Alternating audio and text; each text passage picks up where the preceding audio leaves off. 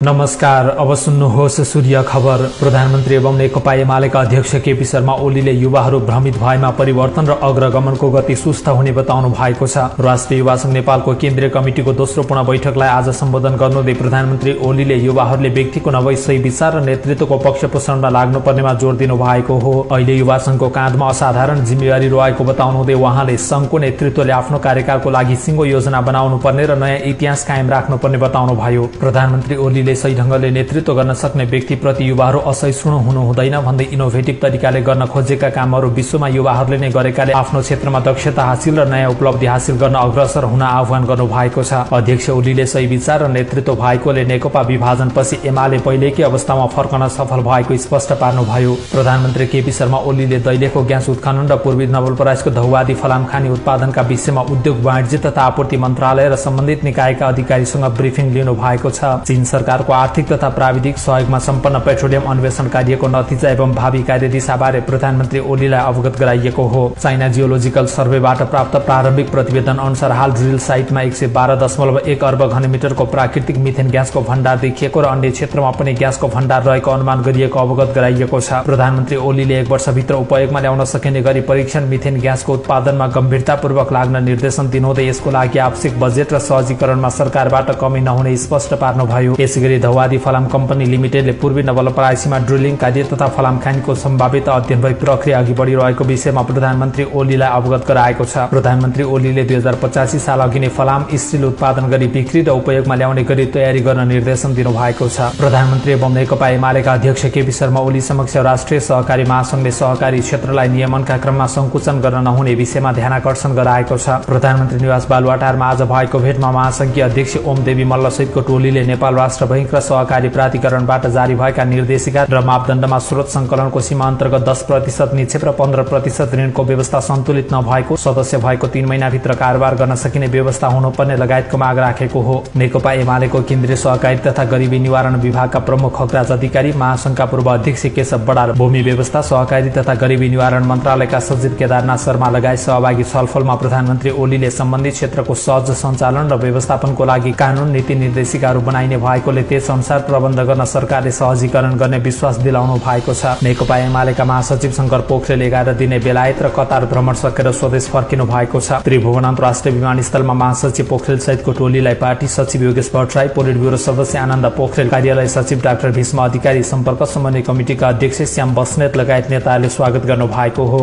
महासचिव पोखरेलसँगै एमाले पोलिट ब्युरो सदस्य सुजिता साके र केन्द्रीय सदस्य तथा युरोप अमेरिका प्रवास क्षेत्रका इन्चार्ज घनश्याम पाण्डे भ्रमण टोलीमा हुनुहुन्थ्यो। नेकपा